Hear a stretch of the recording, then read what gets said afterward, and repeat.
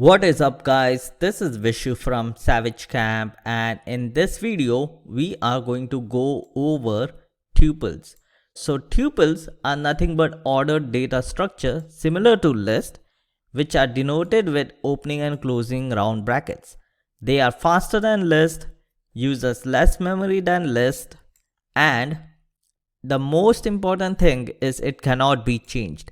You cannot add an element, you cannot remove an element, you cannot pop an element, you cannot insert elements in between indexes. There is no way to change a tuple. That is one of the most important thing you should remember if you are going to use tuples. Once the values are assigned, you cannot change them. And when there's a single element, it creates the string or integer or whatever data type that element is of. So we will see this in example. So let me open idle, and over here I'm going to make my underscore tuple.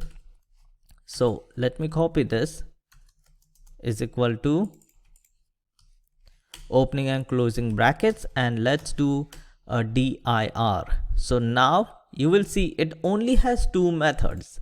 And if I do a, which is a list, so let me do my, and if I do my underscore list and I do a dir on my underscore list, you will see it has way more methods than a tuple.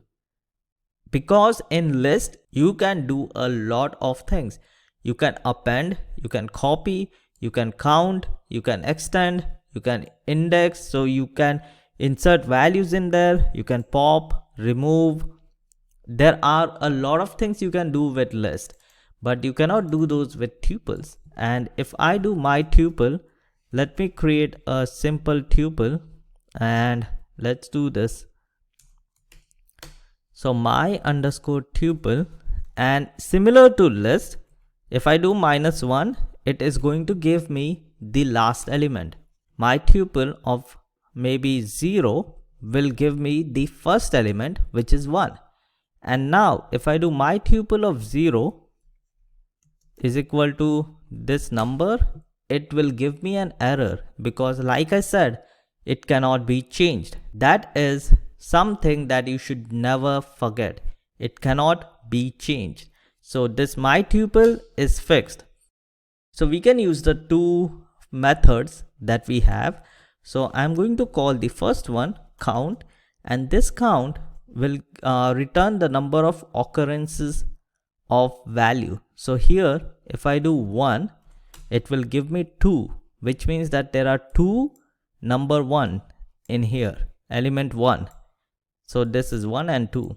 The same way if I do dot count for 5, there's only one 5 in there, so it will give me 1. And index, it will give you which index it resides on. So it should be my tuple dot index, and this should give me the index of 5. So those are the two methods tuple has. You can easily convert. So I can do for I in range 1000, I can do a dot append. So I did not create a list.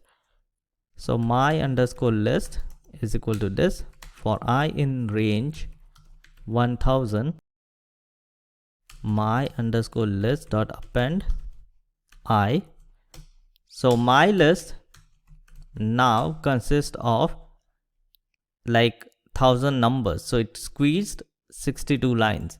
So to create a tuple, you can just do this, my underscore tuple is equal to, you call the tuple function and you pass the list. So it converts the list into a tuple. And now if I do this, you will see the whole tuple, and you know it's a tuple because there's opening and closing round brackets. So that is it for this video guys, and those are the very basics of tuple, and we might do something with tuples in the future programs, but that is it for this video, and I will see you guys in the next one.